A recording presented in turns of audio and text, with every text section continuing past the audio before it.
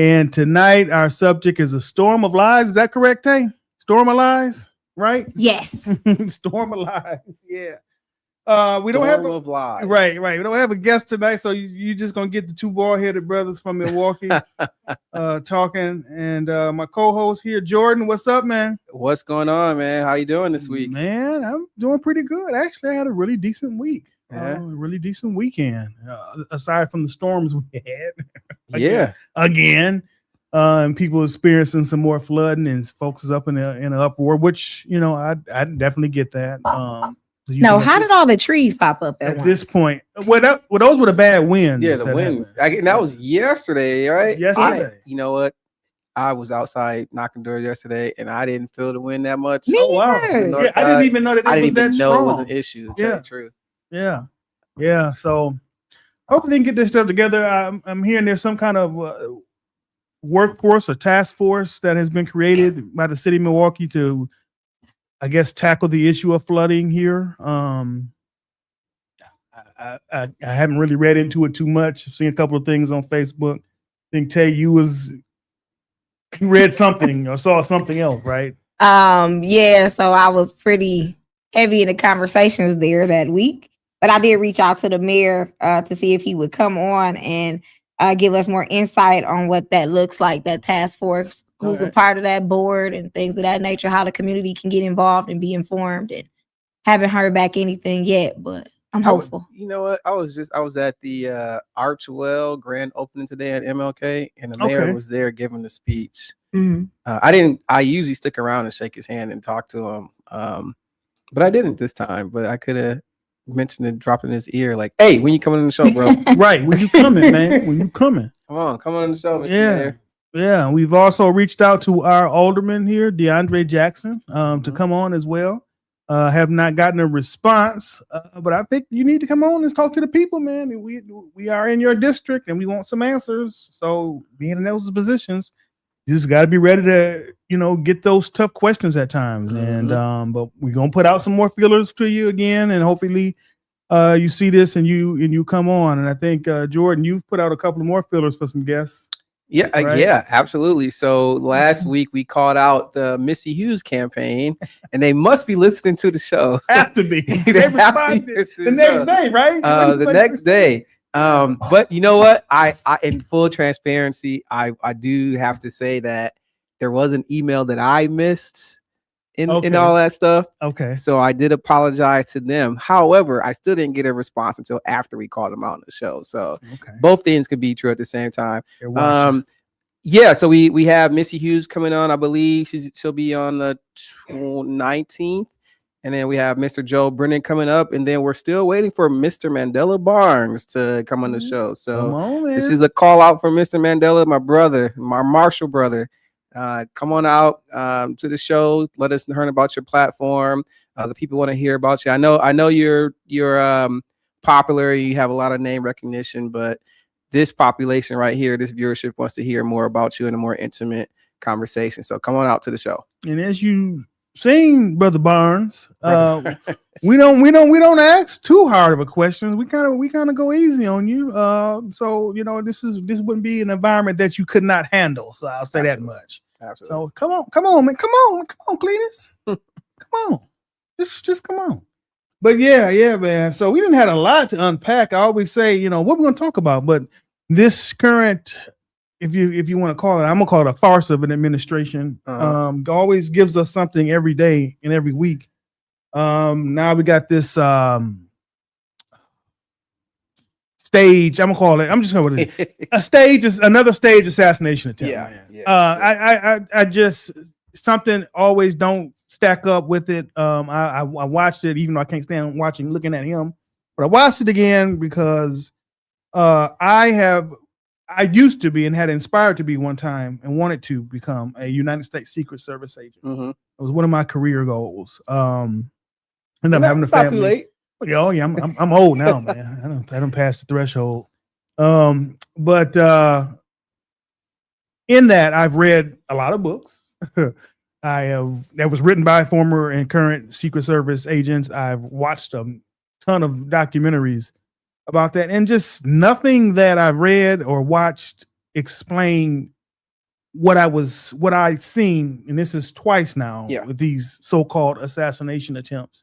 How the Secret Service moves and reacts and how things go. Like like in Pennsylvania when he was a candidate, they don't take you and put you behind no podium. They're going to take you and they're going to literally lift you by the back of your pants and move you. Like, you don't have to run. They're going to carry you out of there. Exactly. And I'm like, this loss looks stupid. They're standing over there and they come out with the guns like that. I don't know. And then now this issue with the guy running up, I guess, in the hallway and trying to shoot his way through. I'm like, at a White House Correspondents' Dinner, that this has, I think that's been around for over 50 years now. 50 years, and had a prior assassination, I believe, from Reagan 50 years at ago. that hotel, that same hotel. Yeah, right. And so I'm like, something just don't add up to me. It's like you look at it, all these people, and then half the cabinet is there. Yeah. Which is really odd. You have all these high profile and ranking government officials in one place, which that rarely happens, only other for like a inauguration or a State of the Union address, something like that. But normally that doesn't happen. So I'm like, why do all of y'all need to be there for a dinner that normally doesn't have these ranking officials there? That's weird. And then they come out and say, well, this is proof that we need this ballroom that you already told us, Mr. Trump, that you have come together with your posse of billionaires and y'all have come up with $400 million to pay for this ballroom. So why does this taxpayer all of a sudden, and why do you need to pass a bill to pay for this ballroom when people are still facing high energy costs? We can't get folks healthcare insurance. The cost of groceries is sky high still and rising. Let's see here. The cost of gas is going up and it's not going to come down any point at any point in time soon because of your feckless war with Iran. And that's exactly what it is. And you still can't really tell us why we're there and over there doing that. So, but y'all can come up, but y'all want to tax the people for $400 million for this ballroom. So I don't know. I just looked at all of that. It looks stupid. It did not make any sense to me, that whole thing. I think it's just another publicity stunt by this administration to take your eyes off the ball and what's going on. Because when they do something like that, something else is going on behind the scenes. Trust me. But yeah. Well, I mean, it's ironic, or not really ironic, but in the sense of this, these staged assassinations, quote unquote, typically happen when the poll numbers are in a free for all. And we all know how he is about his perceptions and ratings. And I believe the last poll number I saw last Friday was like at 33%, which was a record low, right? Record low, right? Record low. Yeah. Mm-hmm. So it's just always something to distract. When I saw it initially and I saw how they reacted to him, first and foremost, they came and rushed the vice president off the stage first. There we go. So which is stupid. That's not even proper protocol at all. So that was the first reaction. So I said, well, I see if this is real, who they really are looking out for. But then the second part is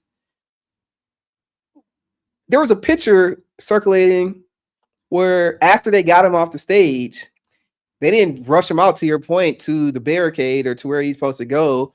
He's behind the stage looking at the stuff unfurling right there. You didn't see this picture? No, I didn't see that. Had it on, and I think Sherman Hughes was talking about it today. Oh wow!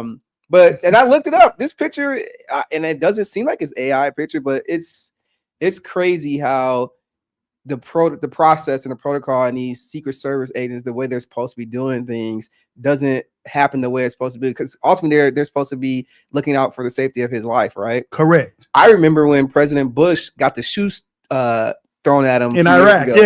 Yeah. And the way the security handled that for a shoe, It was crazy.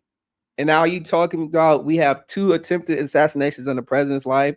And 3 if you count the time they said they found the guy in the bushes at his. And that's probably the only one I would think it would be a legit one, but the other 2 I'm like absolutely not. So it's just it's a distraction. Yeah. For everything else that's going on. We're losing this war. There's reports coming out of BBC over the weekend that the Iran military have destroyed or decimated 6 to 7 of our bases over there. Oh wow! And so that report came out, I believe, on Friday afternoon or Saturday morning. And then there was a Supreme Court. I think this is the whole thing around the ballroom. Mm-hmm. Either it's the Supreme Court or the legislature or Congress, whoever said that it was the court. They said that him building his ballroom was unconstitutional, or it wasn't. It was constitutional because it wasn't written in. Any changes to the White House has to go through Congress. Right. Correct. Correct. So it wasn't congressionally unconstitutional. It wasn't congressionally approved. So the court came out, I believe, just like last week and said that. So this was again a ploy to get people to be distracted. Right. Correct. This is a little bit of history. I love history.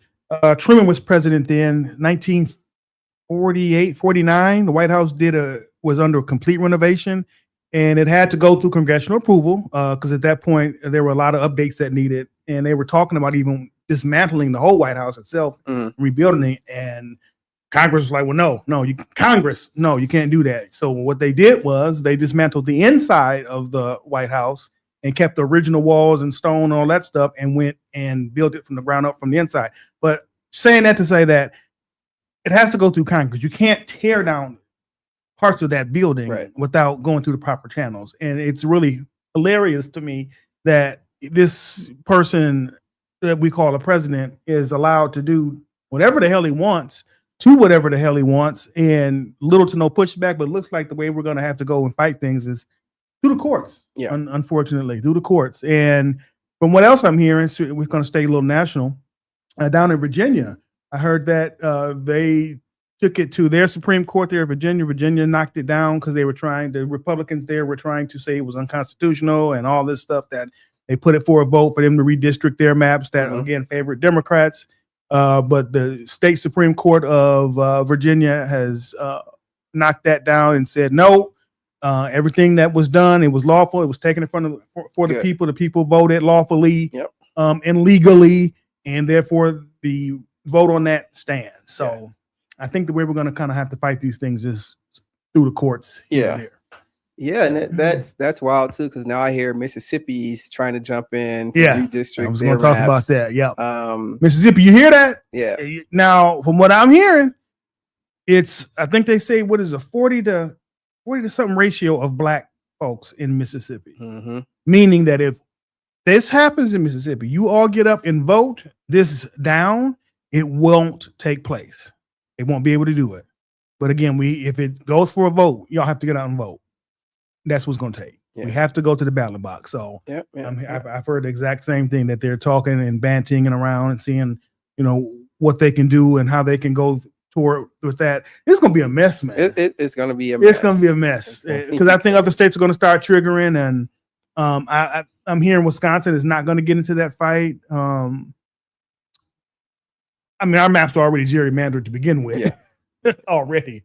But from what I'm hearing, it hopefully won't take any shape here. I think they're still kind of fighting the maps that are existing here in Wisconsin. But again, this is going to be ugly, because I think what's going to start happening is a lot of states are going to start doing it. It's going to be this back and forth thing, and that'll be what they say the end of our democracy, which as we see it or as we know it.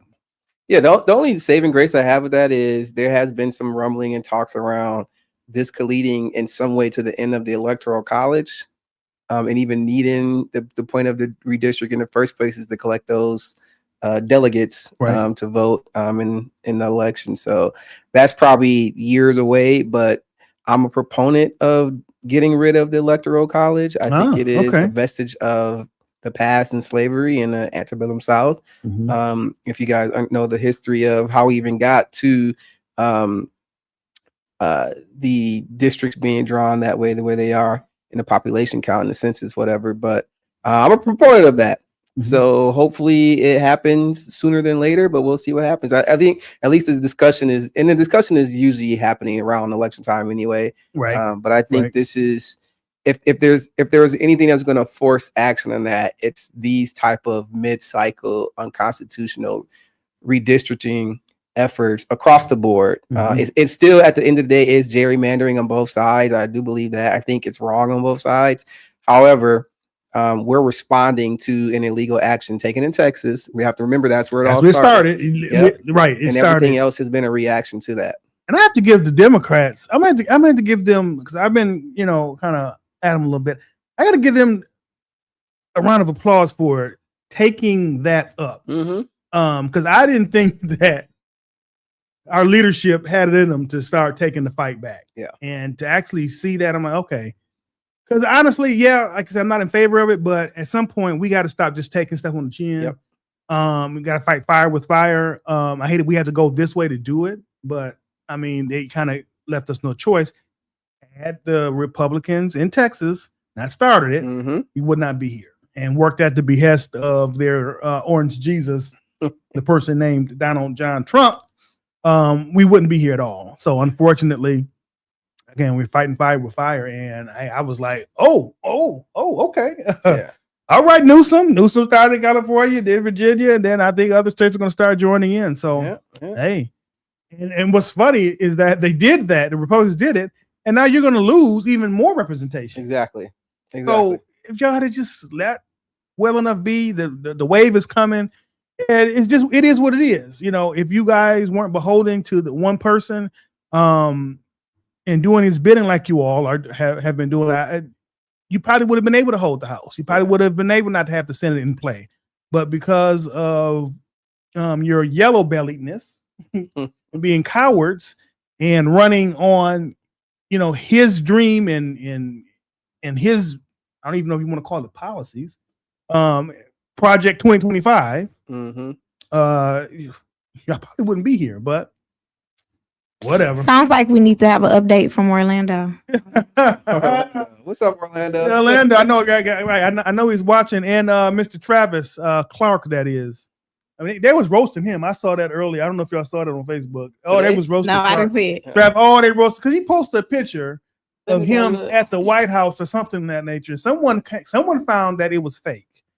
And it was hilarious. I was literally in tears. Oh, he tried to act like he was there? Yes, he had a picture of him with Eric. Is it Eric? The other Beavis and Butthead looking one.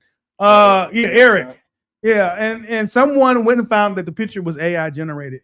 Hilarious. Oh, he just posted an hour ago.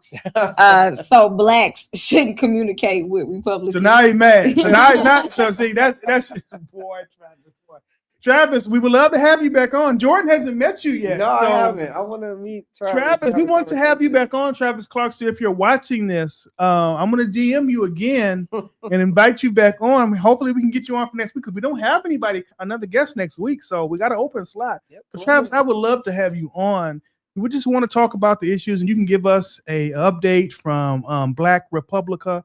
And we just want to hear your thoughts and wait, I think this is about what year? So this is old. The picture is old. He trying to say he was there recently, though? Yes, he was trying to say he was there on March, I think 16th. Oh, March 17th. Or something of that nature. And yeah, they just blew him all the way up. So that's why did he put the picture with it? That's probably what threw it off. Because the picture is old for sure. Yes. Hilarious. But yeah, so Travis, just come on. We'd love to get an update from you. Just the state of affairs in Black Republica. So just go ahead and let us know what's going on. I'm going to inbox you again and just we'd love to have you just hear your thoughts and what's going on in the state of, being a coon. I mean, state of, I'm sorry, the state of being a Freudian slip. A Black Republican.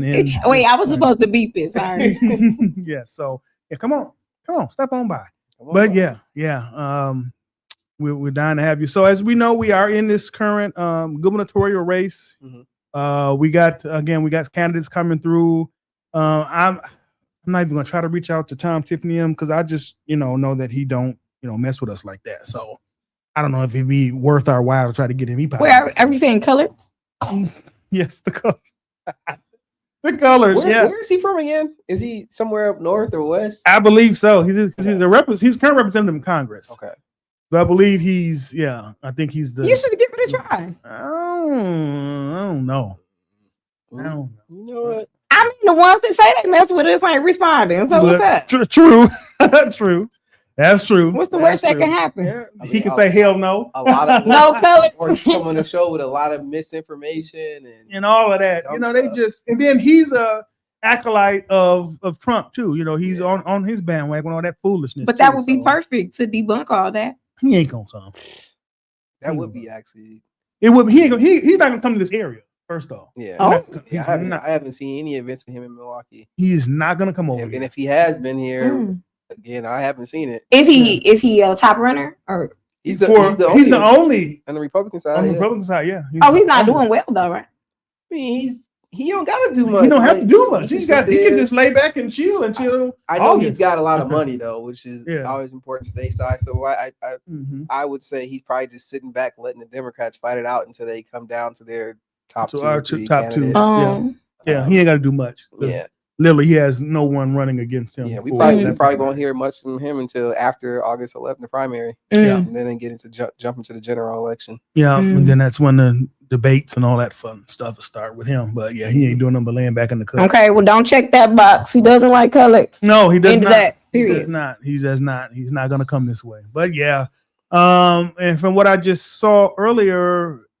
Judge Pedro Colon has put in his bid for the state Supreme Court race that'll be coming up next year. 2026. Oh, in 2020. Is it 27? I think it's 27. 27. Yeah. Not this cycle. Next cycle. Yep. So we have another chance to further the majority of liberals on our Supreme Court. Which again, I'm not saying that the Liberal Party, the Democratic Party, is the best that did it and got away with it, but I would like to say that with that party, you do have a chance to get some of your voices heard, and you have a better chance with being a conservative. I'll say that much. Yeah, and he's been. I met him actually a couple of weeks ago. We were at the community breakfast. Was it community breakfast or the Breakfast Club? Okay. MKE. So he was there, introducing himself. Where I'm working the crowd, and really nice guy. He was also at Gwen Moore's birthday party. Okay. I was able to go to that a couple weekends ago. So he remembered who I am, which is good. That is nice guy. I met him. Really nice guy. I met him before. Yeah, I met when I was a probation officer. I met him. I had to go to his court for a hearing and present. And really nice guy. Really nice guy. So again, we just want to keep that highlighted. Let's see what else we got here. Locally, we got some crazy stuff going on from what I hear too. So we were talking about it before we came on air. There's a show host named Kyle Wallace of 101.7 and detailed some, how can I put this?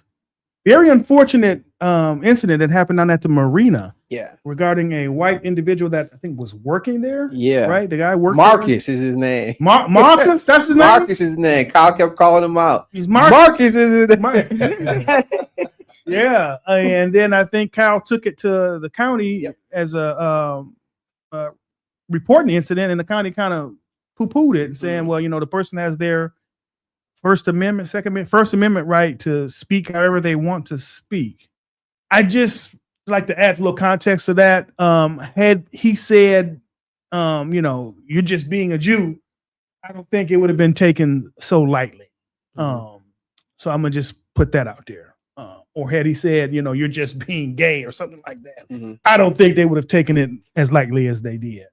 County-wise, I'm talking about the officials there. So, Executive Crawley, y'all got some work I need to do because I think I would definitely escalate that up the chain because that is just totally unacceptable. And I think that when things like that come up, these racial incidents, they're doing this because they feel emboldened.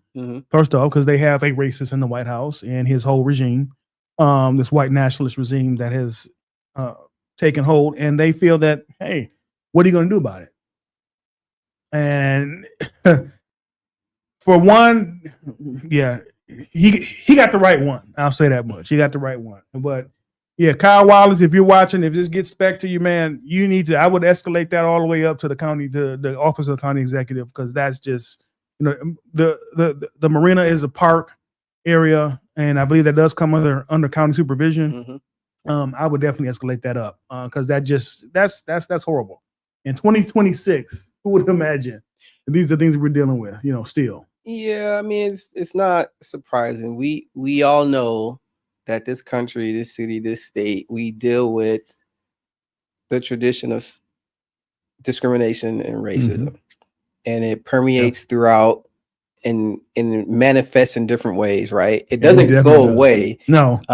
And so to your point, people do feel emboldened to act their true colors, especially when you see, the way I thought about this was a lot of people own boats. True. So there's already this resentment and anger seeing this young articulate black man who has a boat on there, and now I have to be of service to him in these areas, and how dare you? So that whole mindset, this is what I took from it. How dare you be better than me? How come I don't have a boat? Right. Where's my boat? Where's my boat? Right. Right. So that is the undercurrent that we deal with here. I do agree. This is a first and foremost, it looks bad.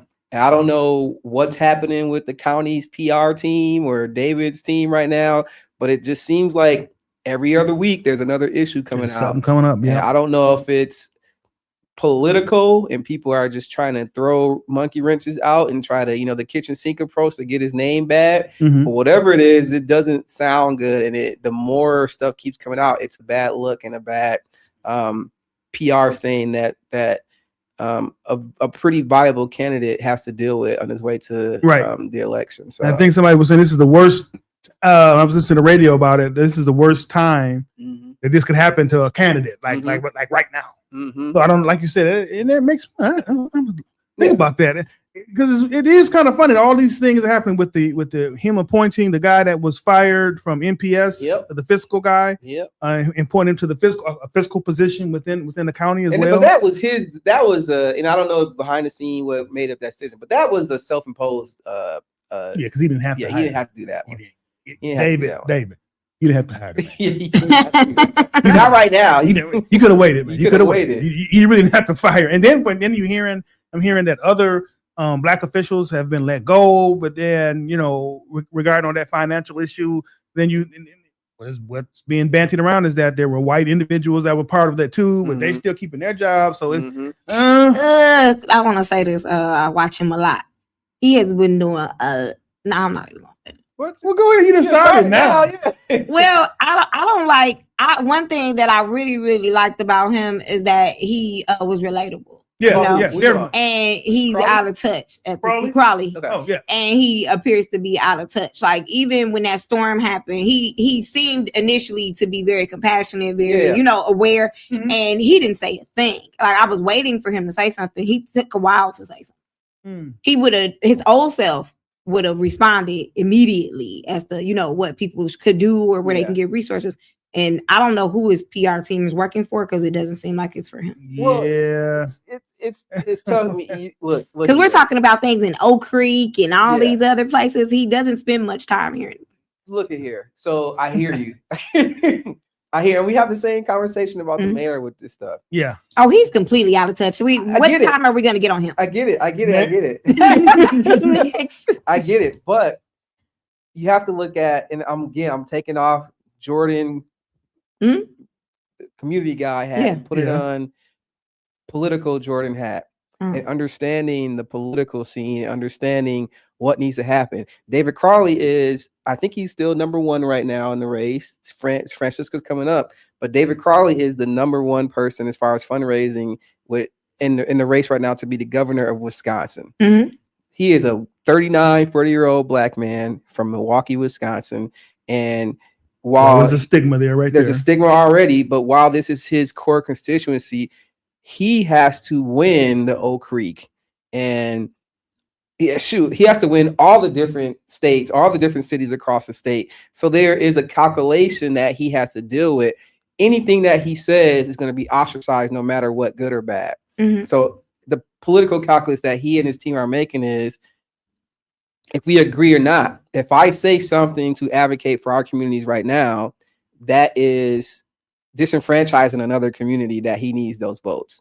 And what I always talk about Mayor Johnson is, what I respect the most about Mayor Johnson is he understands that the political game is arithmetic.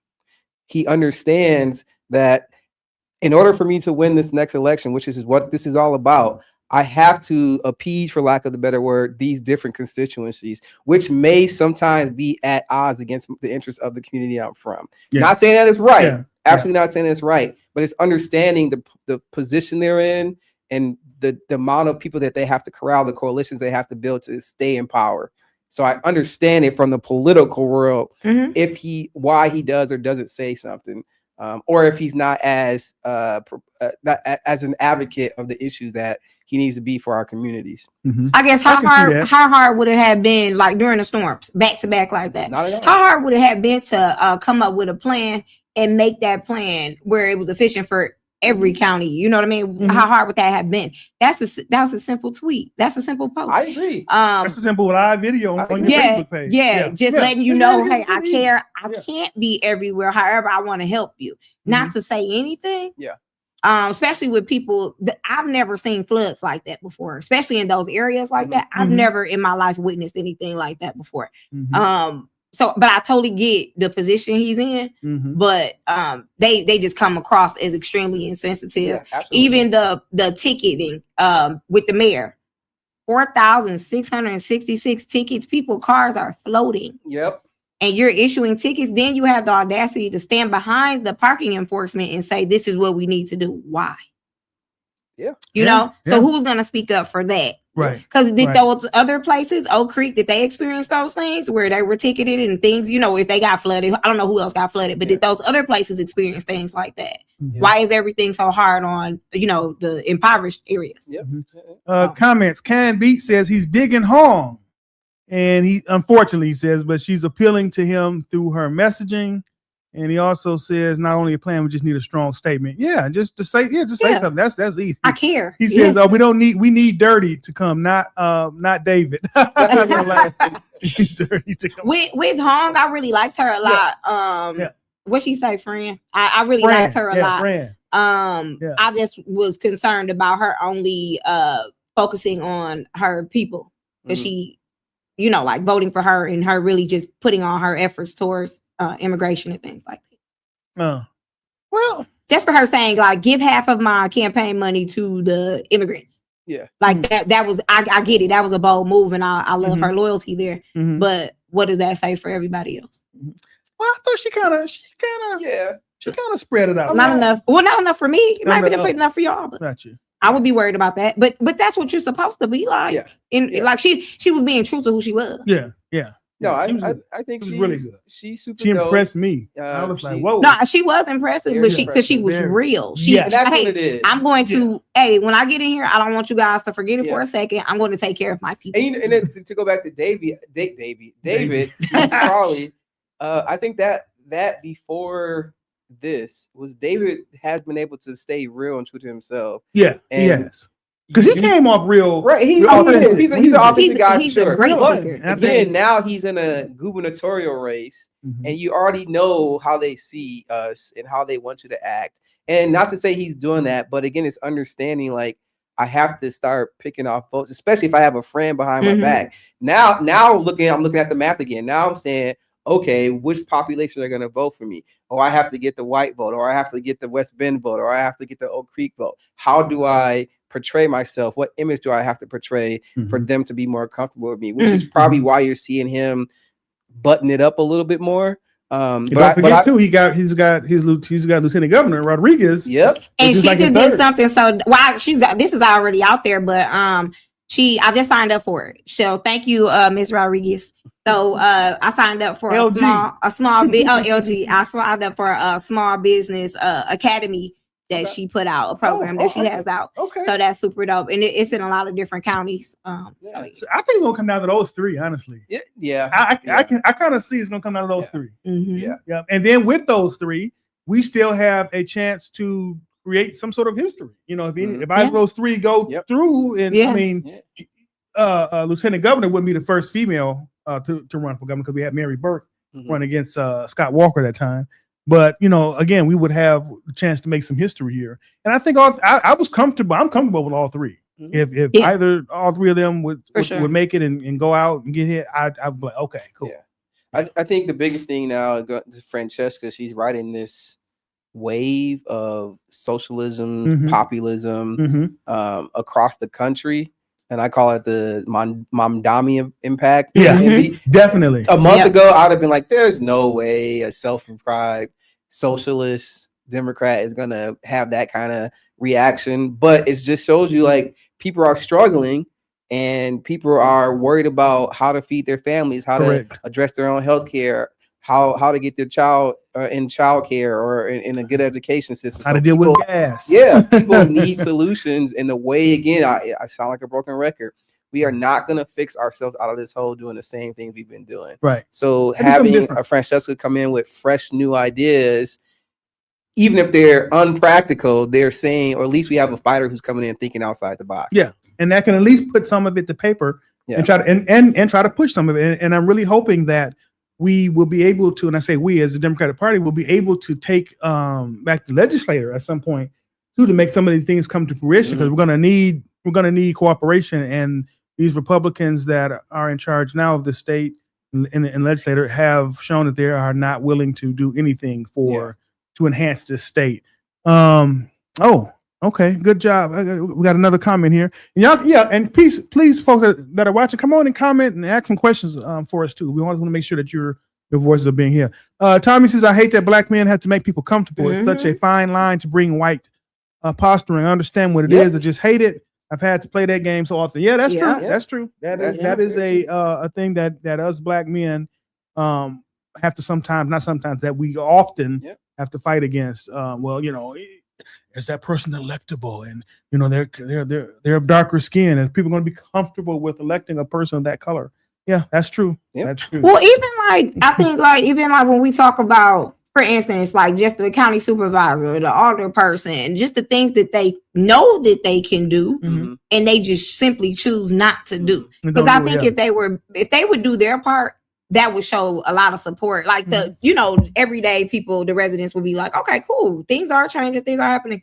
They're not doing anything. So it makes it 10 times worse for the county exec, the governor, the mayor, because your people under you aren't doing anything. Yeah. And I'm glad you brought that up, because the Common Council here just passed this ordinance, which is just the food like, truck. what did they have to do with anything? Stupid. Listen, y'all. I hate when people do stuff just to do stuff. That had like, nothing to do with the food. If you're going to do something, come up with a task force or something. Take a look at the crime and let's come up with some ways. And you don't have to create a wheel, but just come up with some different ways to address it. First of all, putting a cap on food trucks that you can't be down there past 10 o'clock does nothing to solve and deal with the crime that's prevalent in that area. Because them kids still gonna be down there. The kids gonna be down, and then most of them are not going to food trucks. That is, people are our age group that's getting out of the clubs or whatever, or getting out of from whatever going on downtown. Because if you realize too, after a certain period of downtown, there's no food open, there's no restaurants open down there to begin with. So those are us that are getting out of going places or whatever, coming down trying to get some food. That's all it is. And but the police, they block simple. it off. They block Water Street off at a certain hour. So then the police are walking. Why don't you see where the kids are going? And the horses are down there with crowd control too. I've been down there. So I don't know, what is that going to do? That does nothing. Again, now, you know, it's reverting city Milwaukee back to this I don't know, dystopia of we have, and when people say there's nothing good to do here, I see what they're saying, because there's a lot of stuff to do here, but then if it's past a certain time, there's nothing to do here. Can't get no food after 10 anyway. But I asked you that before, Jordan. I mean, you've definitely given a response, but like you just said, Dorian, like sitting at a table and actually having real conversations, because that's obviously not happening. Right. And I think Felicia had commented on that with, you said, what was his name? The guy 101.7? what's his name? Kyle Wallace. Kyle Wallace. Oh, Kyle Wallace. I think that she was commenting on that, and she said something to the effect like, "I just do what my boss tells me." Which is the people. The people are your boss. Yeah. She's talking about she's talking about her actual, like, whoever her superior is in that role. It would be county supervisor, yeah, the chairwoman. Yeah. So, like, what? We should be inviting her on too then to get more insight. Oh yeah, what is that about? She's coming on at some point. I've already connected with her. Yeah. She wants to come onto the show, so we just have to get. Does she? Together. Yeah, she watches the show. Cool. I miss Marcelia. No. Knock the arms out like we nice. She's actually super dope, but I mean, even with you just saying that, I'm glad you just said that. She's super dope. There's the person, and then there's the position. Yep. Well, yeah. She could be super dope as a cool person, but when it comes to taking care of Milwaukee, who are you? Absolutely. Those are questions we need to ask. We should ask her when she comes in. Because that point, you need to answer that. Because it's too much of that, though. Yeah. Not to say you, because but it's too much of that. Oh, that's my buddy. He cool. Or that's okay. But what about this district? You go past here. There's trash everywhere. There's all these things. Stop saying that's your friend. Your friend isn't doing it. He or she isn't doing their job. No, but that makes no sense, y'all. Yeah, that's not going to curb anything. It just makes us look like we're some podunk country town once again, where a certain period of time, and how I know this is because my mother stays in a little country town, and after a certain period of time down in Mississippi, you can't go places to get food. You see Crystal's response because they close it on the way down. I see online that the food truck shutting down at 10 o'clock wasn't about safety, but more about businesses with brick and mortar stating food trucks having a negative impact on their income. Which but if that's the issue, then y'all need to figure something out. But don't hinder folks from making money.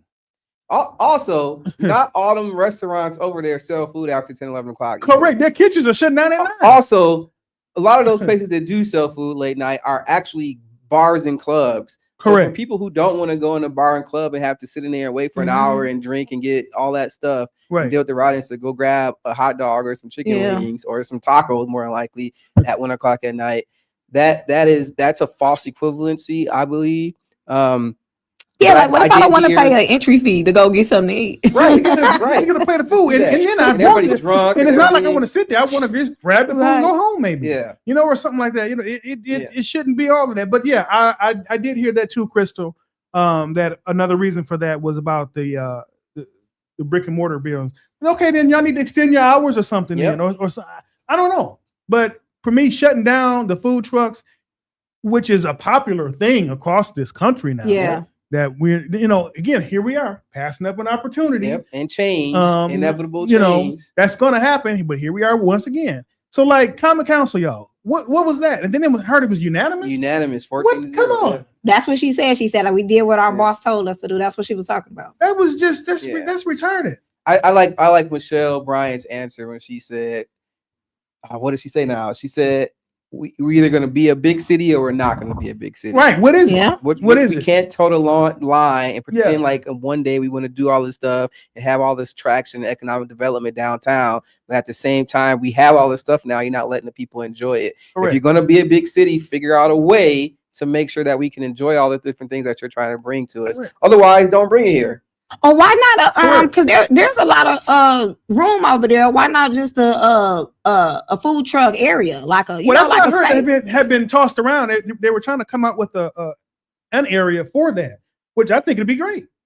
Just downtown, just put them all in the same parking structure or whatnot. Parking lot across. Parking lot. The street. Yeah, just right there. And now this is us just throwing things against the wall. Like, come on, y'all getting paid to do these kind of things. Right. Why can't y'all think of that? Right. Like, what is it? 18 of them? 18. 14, I think. The Common Council? Common Council is 14. 14? Yeah. 14 of them, and nobody can not one person say, I don't think this is a good idea. Let me not vote against it. Which is Let me vote against interesting because they don't typically vote unanimously on anything. No, they don't. She said that her boss told her. What Demetria is county supervisor. Right? So that's separate.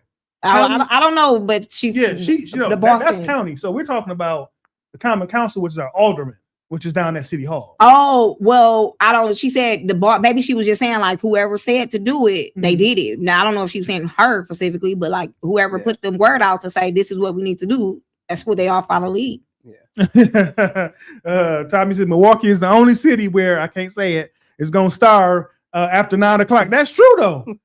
It's true. Exactly. So then like you said, Michelle Bryant said it perfectly. Like, we're the biggest city in this state. And we literally have, after a certain period of time, you cannot go out and get quality food here. That is beyond me. It's like, what? I think it's important to always Omaha. Put the rate. Omaha, Nebraska, it'd be close. I think it's important to also put in the racial component too. Yeah. We know that this is a tactic to deter young Black youth and young adults to come down to the area where they are trying to build, again, this economic utopia, and they have this idea of who those people should be and what the constituency should look like. And not to say we don't have our challenges with that. Right. We do need to, inside our own house, deal with some of the issues we're dealing with that's allowing for that to happen.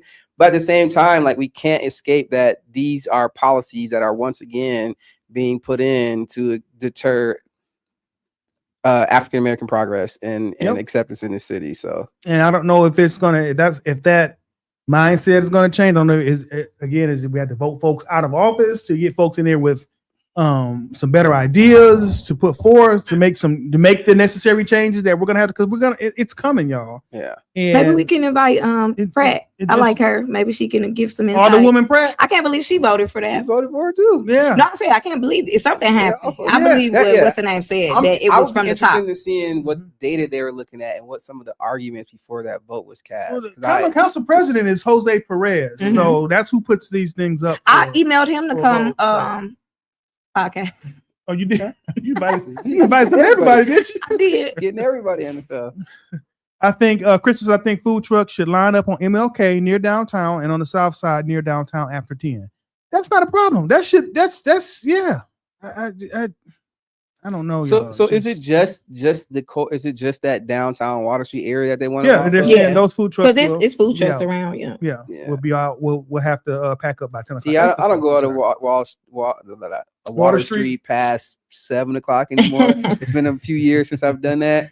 So I really don't know what it looks like down there. I hear about what it looks like, but I don't be down there. I've been once, and it was, I think I was lucky that night because it wasn't a whole lot going on. It was like, people just walking around. There was a whole bunch of, stuff that's going on. People out, walking around, just chilling. But I've heard and seen on the news where there's been fights and shootings and killings of that nature down there. But again, food truck busy, but it's just open space. And like I said, the police, it's blocked off. Yeah. So they walk. Yeah, they walk the vote streets. Was unanimous. So I don't understand why they just don't address the kids. So it has to be another idea. businesses. I mean, I know we don't like checkpoints and stuff like that, and that can be kind of punitive. However, if the core issue is these young people coming into these areas, can't you put it, if they're already going to be down and putting blockades anyway, can't you institute checkpoints to check people's IDs to say you got to be 9 or 21 and over to get into these certain areas? Because the purpose of being down there in the first place, right? You should be 21 going to the clubs. You can't be 18 going to any of those clubs anyway. So it's just like, instead of getting rid of all this stuff, put in some guardrails and think about ways that we can creatively manage the crowd different ways. It just short. A lot of people know where they damn kids at. That's part of the problem too. Yeah, I said we got some in-house shit. We got to talk, man. Like what? And I do want to touch on that real quick. And I don't want to just I'm gonna say this as a parent to two Black young kids here in this city. I don't want to harp just and put everything off on the parents, because we know if a kid want to go and do something, we're going to do it. I don't think a lot of times too, though, it falls down to where the parent don't know what the child is out there doing or where the child is. Like you said, if a child going to want to go get into some mischief, they're going to make a plan and they're going to execute it to go get in that mischief. Yeah. But a lot of it does go back to what's going on inside the home. Your son has a curfew. Yeah. Okay. Yeah. Yep. Has a curfew. So, well, do people have curfews anymore? I don't know. I don't think they do. Man. I had a curfew until I was like 20. I don't know. I don't think that a lot of issues. I don't think a lot of parenting is going on. I'll say that much. There's a lot of, we're gonna let my parents was mean to me, so I don't want to be mean to my children, and you got that, and then we got what we have here with these kids just running reckless at times. But we got to just look at what's going on inside of that home. And like I said, my son has a curfew. My daughter was 21, and she had a curfew when she lived in our home. It's just and you're teaching them respect. To have, you're not going to come in here just when you want to. This is our home, and you have to respect our home. And she respected it enough to say, you know what, I don't want to live under y'all rules anymore. So she got her money together and moved out and got her own apartment, so she can do whatever she wants to do, how she wants to do it in her own space. But I think a lot of that is not going on in a lot of the homes, and we see the damage to you not being parents, and you're damaging children, and then we're having them go out and getting involved in these different events. I'm still working with MPD to try to get them on to talk about this these teenage takeovers. Is that what they call them? Teen takeover. Yeah. So that is a discussion we're going to have, but a lot of times, again, as a parent, we have to start stepping up to the plate. You should know where your kid is. When my son is going somewhere, I don't allow him to just go and tell me where he's going. Oh, I'm going over such and such house. No, I need to hear from their parent to make sure that they know that you're coming to the house. Do you have his location? Yeah, we have location. Yeah, we have location. So, it's there's a lot of different ways that you can battle that. But I think a lot of times parents these days, and that's our age group, that are raising these children. Yep. I'm gonna have to say that, put that out there. There's our age group that are raising these kids, and we're kind of letting them get away with a little bit too much. But let's go to history. You know, the generation before us was the crack epidemic. Yeah. So a lot of our fathers and parents were. I was like, you gonna say they crackheads? They were the crack epidemic. So, but that is, again, these things don't happen in happenstance. Correct. Yeah. These are structural policies and processes that were put in place going back to the 70s with Nixon, all the way to Reagan in the 80s with Reaganomics, and how they institutionalized and criminalized a lot of our families. Yes. In the 90s, early 90s with the 3 strikes rule and the welfare queen stuff, like those narratives. Like, we are feeling the impacts of that today. That policies that happened 40 years ago. Which a lot of people don't understand because it's reactionary. But that's why, living in this time today, what this administration is doing right now, 25 years from now, we're going to get the worst of it. It feels like the worst of it now. Right. But 25 years ago, it's going to be a shit show because all the stuff that they've changed and the people that it's going to impact long term. So people just have to be aware of that this has been something that they've been doing purposely for the last 40 years. Yeah. I would definitely agree to that. And I know you brought up Nixon with taking away and basically effectively dismantling like the Black Panther Party, who was in place to help Black folks and to provide for Black people. But you made it seem like they were a terrorist organization when you still had the KKK running around here actually being domestic terrorists. But you're going to fight against and take down a group of individuals that was trying to promote and were promoting self-awareness of Black people. It just shows you right there what the plan is. Yep. I mean, again, the same thing today. The KKK still running strong, and they're indicting the Southern Leadership Baptist. What is it called? Now we get these damn. It wasn't STLC. STLC. The Southern Christian Leadership Conference. Is that who it was? I believe that's. I don't know. I don't think it was them. It was SVC. But I do know what you're talking about because I was listening to that. That acronym, but they are indicting them now over these false flag things around. Not false flag. These I don't even know what they're. What were they doing? Infiltrating the KKK. They're saying they did it illegally, but they do it the same way the FBI does it. So it's just stupid, and it's nonsense that we see those parallels again. Here we are again, in 2026. This is what we got going. Now we have to fight. We still fighting against KKK, but man. So hopefully MPD, I can get with them and we can get this together to get them on. Some school resource officers are going to come on. We're going to have this conversation.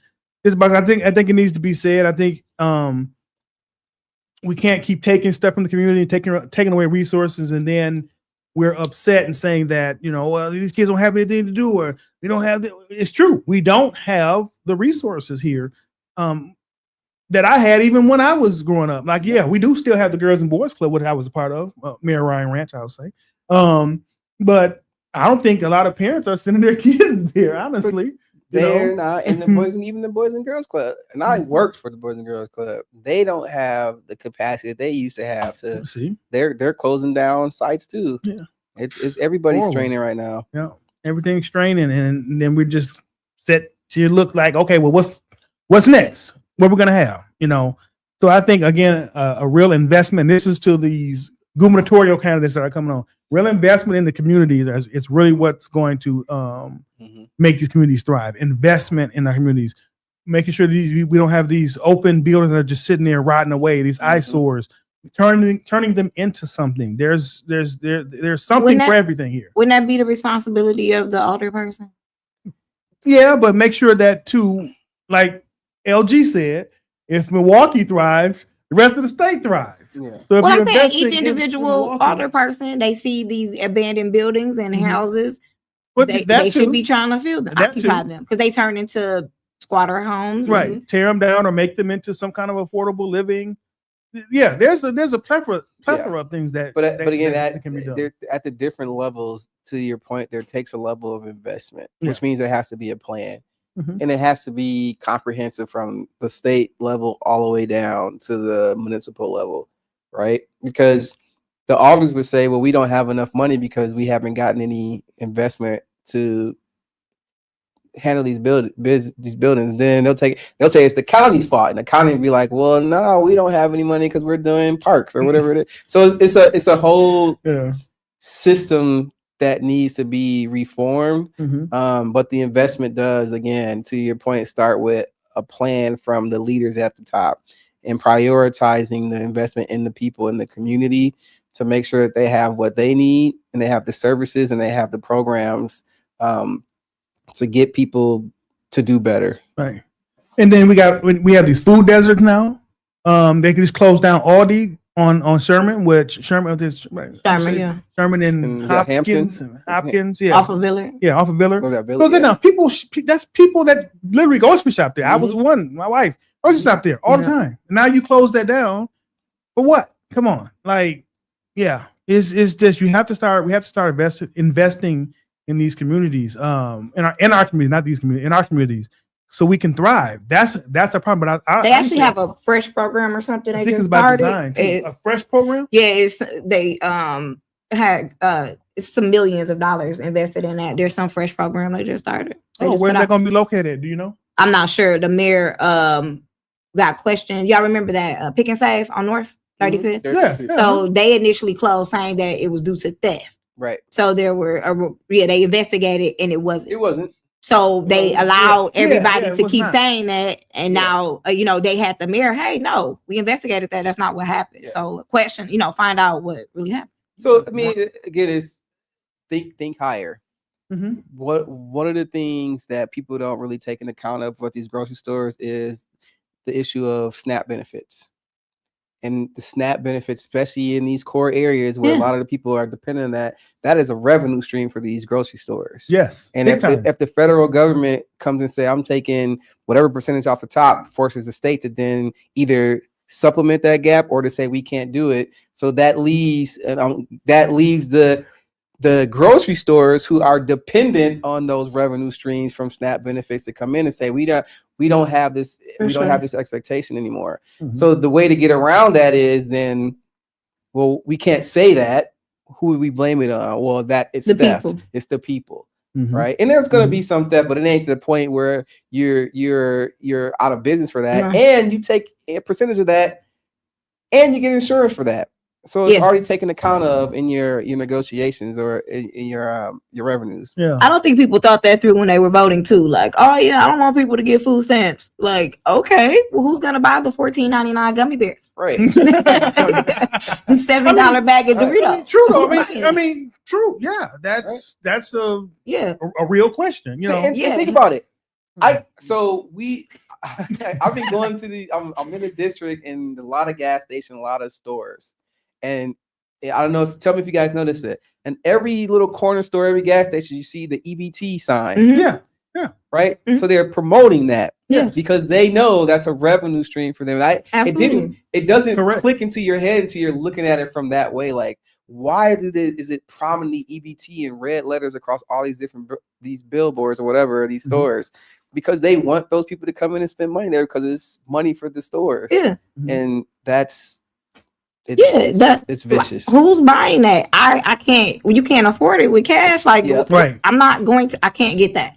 All those cakes and pies and ice creams. The owners of those companies didn't think this through. Yeah. Nobody liked it that much. Crystal says tap in with the African American Roundtable. They're really doing the work. Yep.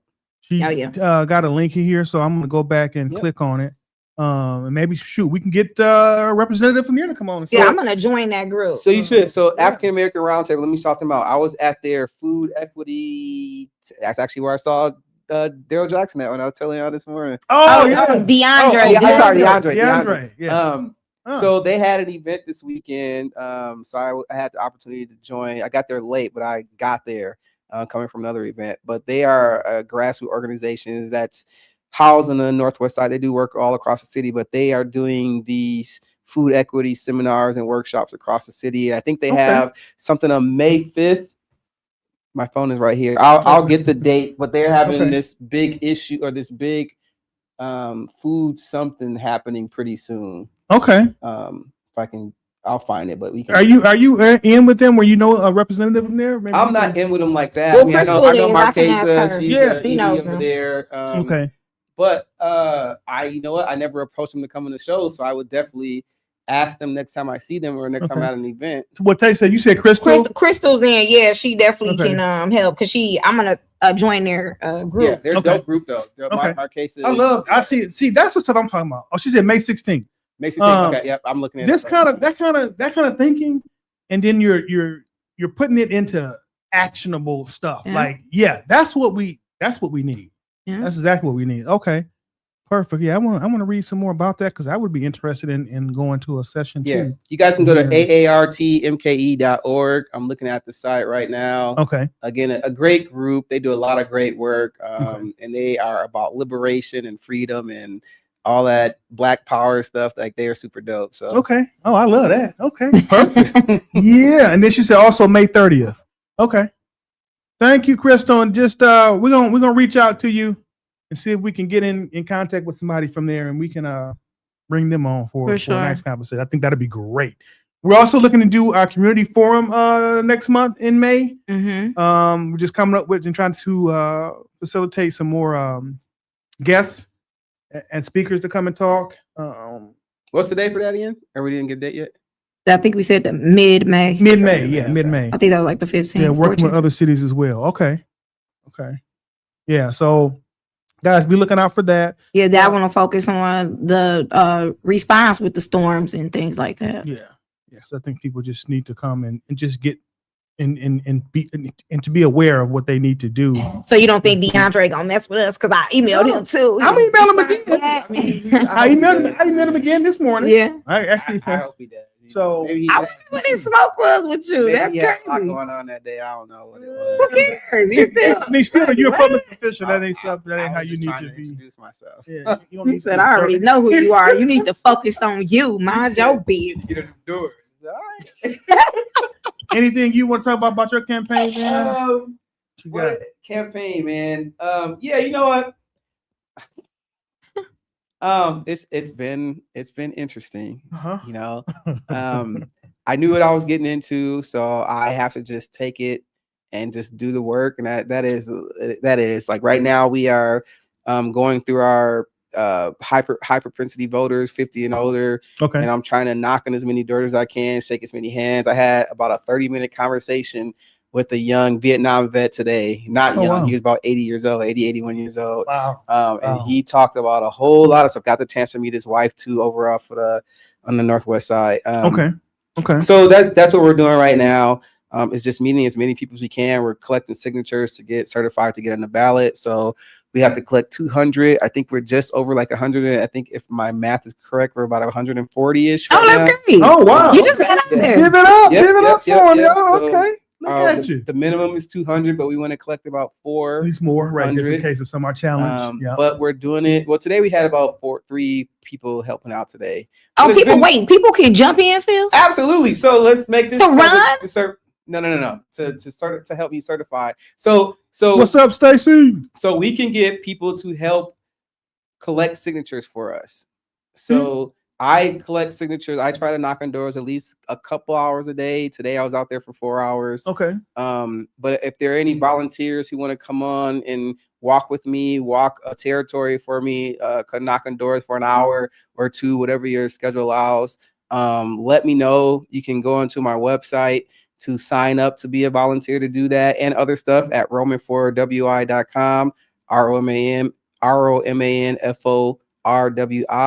And then we do have a couple of events coming up. We having a fundraiser on May 15th at Wall Street Stock Bar. So shout out to the owners there who are graciously hosting this event for us. Yeah. We are in the work, or that's from 5:30 to 8:30, something like that, at the Wall Street Stock Bar, May 15th.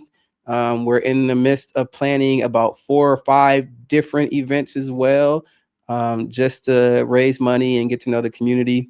We are planning a number of listening sessions. So I had the privilege of going to a listening session and playing cards with some seniors last night. Oh, For cool. about 3.5 hours.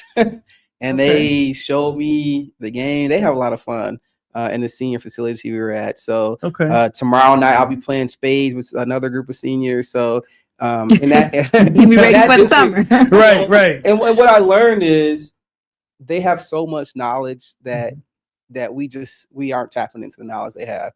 We started talking about Miss Angie. Hope if you're listening, she was probably in her mid 70s, and we started talking about zoning ordinances and stuff like that, and around the senior facilities and what the city was trying to do to make sure that the senior facilities remain senior facilities and not intergenerational ones, right? And they brokered a compromise where the west side is the intergenerational and the east side is the senior facility. Wow. But they had the senior committee who were leading the negotiations on that. So I say that to say we need to tap into our seniors more. They've experienced a lot of stuff that we are experiencing right now. They don't have the power and energy to deal with it, but they have the answers and the solutions. So I'll always make time to go do a listening session with our seniors. And so stuff like that. We're going to be doing a constituency group with the veterans. We have Nurses Day coming up. We have Teachers Day coming up. So a lot of our campaign gear is focused on getting those core constituencies and just hearing about what they think the issues are. Running, man. Yeah, man. That's what's up. Okay. Well, hey, Jordan Roman for Wisconsin State Assemblyman. Here we go, man. District 12. District 12, y'all. So, hey, be loud and proud, y'all. Again, our vote matters, and we talk about change. Talking about we want these new innovative things to happen. We got to put innovative people in office in order for these innovative ideas to get put out there. So, again, we got my co-host here doing this thing, man. Appreciate it. Yes, sir. You got some free publicity going on here. all for you. But hey, we're gonna wrap. Do we have anything else we're gonna talk about? I had a question. This is probably gonna throw us into a complete tailspin. Oh, boy, I love those. Come on. And this is pop culture. What the hell happened with Megan Stallion? Check in on Monday at 6 p.m. for more of that. That's conversation. So I heard, or did she cheat? I don't know. No, he cheated. He cheated on her. He cheated on her.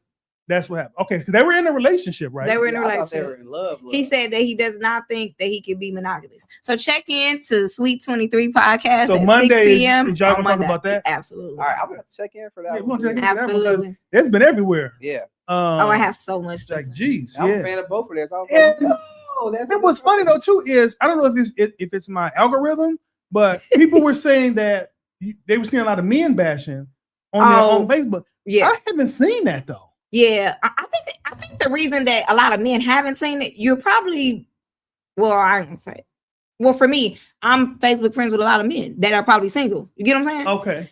That could be the reason. Okay. But women everywhere were saying that they seen that. Yeah, I've been saying it up and down my time that what women say. They were they were overly excited. They Really? it was disgusting. They were overly excited. That's sad. If that's true, fellas, we got to do better. We gotta do better.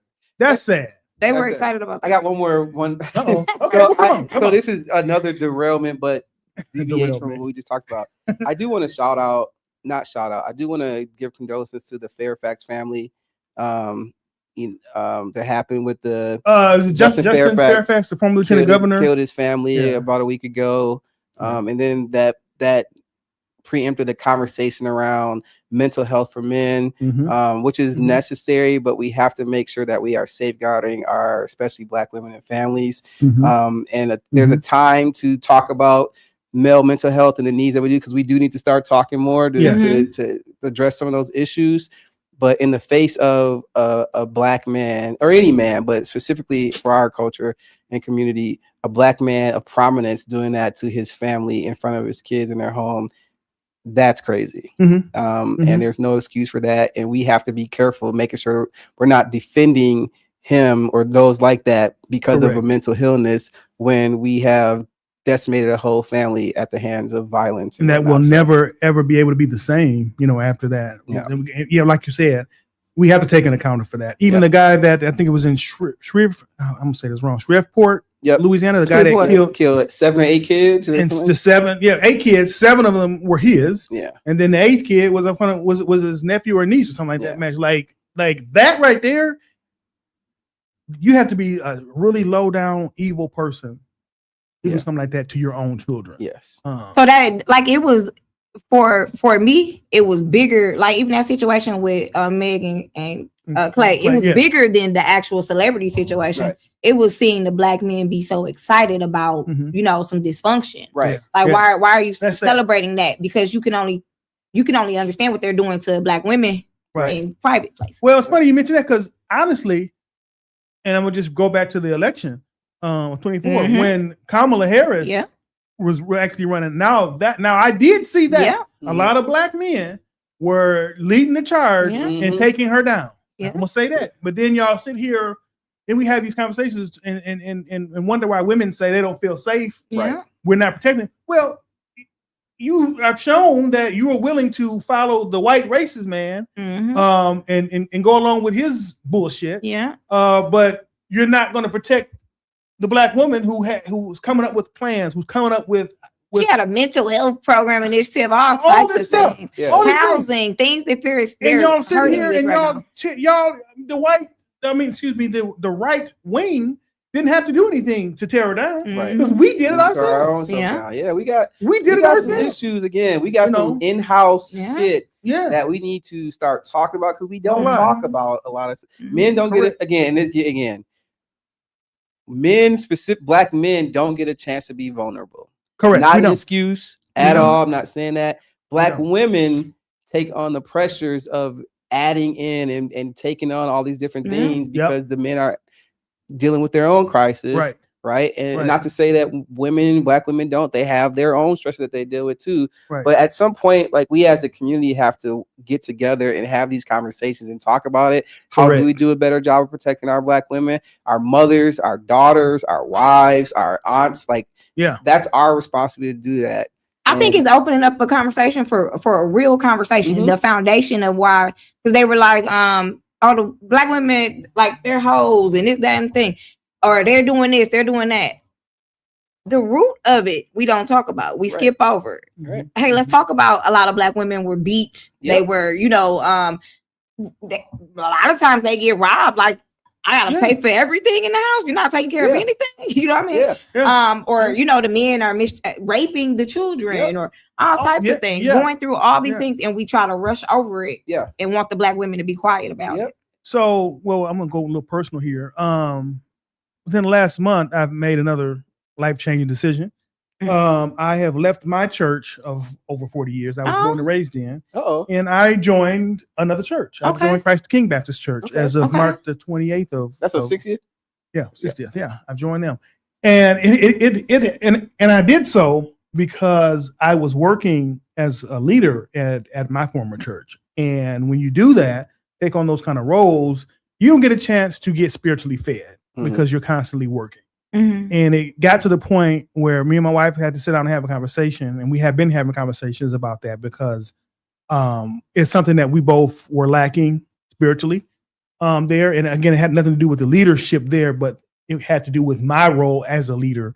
And just recently, I said we joined Christ the King Baptist Church, and I was able to go there and just sit and not have to worry about anything. And that has been the best thing that I could ever imagine myself doing. And I say that anybody that's in leadership, you need to take time out to get yourself spiritually fed. And I wasn't doing that. But I bring this up because just last Saturday, Christ King, it was their, it's our men's month. And we had a men's conference Saturday. And we talked about men's emotional health. A lot of brothers, I ain't gonna name names, a lot of brothers there were able to voice some things that had happened to them over time, and how men, black men specifically, are forced not to show emotion. You're told not to show emotion. It doesn't look good for you to show emotion. Even one brother said they asked the question, how many of you when's the last time you cried? One brother said he hadn't cried in 3 years. Like, that's a problem. You know how many black men don't know how to embrace love? Oh yeah. And the presenter, he's from a pastor from Nashville, Tennessee. He brought up some stats that say it was like 75-85% of black men was not being shown proper emotional health. And another 75% of black men were not getting help for being in that emotional state. So it just goes deep. And I love what you said, Jordan, earlier about how we need to have those conversations. The conversations I had, and I could have, and I should have mentioned it because it was free and it was open. And it wasn't about, it had some spiritual elements, but the focus of it was about black men's emotional health. And I think that kind of thing needs to happen. Yes, it had some spiritual touches to it, of course. But the majority of the conversation, and that helped me out a whole lot, because then I had to look at stuff and think about things, even how I approach my son, just to make sure I'm giving him, as a young black man, the space to be able to be vulnerable. But then a lot of guys too said a lot of times they can't become vulnerable because when they have done so, they have gotten it turned back around them from black women. That I've been made, I've opened myself up to you, and then we're arguing, you're mad with me. Now you're putting it back in my face, or you're bringing that stuff back up. And the guy even said, that is a leading cause of men not opening up, because once you do that, they're not going to open up to you ever again. No, that's very true. There's a lot of black women that I have also noticed that don't know how to communicate, being how they had grown up in households with mothers that weren't receptive to effective communication. So that's very true. So can I let me drop 2 resources for that. So every third Monday of the month at G's Clippers, Real Men Real Talk. Wabana Nixon and Richard Badger and G. Richard reached out to me. He wants to come on. Absolutely. Yep. So they do the Real Men's Talk when they talk about these issues, specifically for men. I've been there a couple times where there's been some women in the room, but it's catered conversations around men. And then there's another group to talk to you about the spirituality one. I was invited to this group. I just started going a couple weeks ago, but this one is watch me now, I can't find it. This one is every second Saturday of the month. It's called the Brotherhood Collective at Brentwood Church of Christ, 6425 North 60th Street. So Rick Polk, I believe his name is. Uncle Rick, they call him. Okay, you know Rick. I know Rick very well. So Rick, I met Rick at an Esquire group where we talked to kids on the weekends, young kids, and we just met and told him about the campaign, and he started inviting me out. So I've been to 2 of them now, and it's the same thing. Men being able to talk about these issues in a real vulnerable way to address mental health and some of the anxieties that we go through, but also a lot of the conversation around this Brotherhood Collective was around how do we protect our families and our women better, our black women better, and that's the thing. Rick also, and I'm gonna do some quick advertising here. Rick also has a program called Own It that he works through, and he goes to NPS and talks to black children.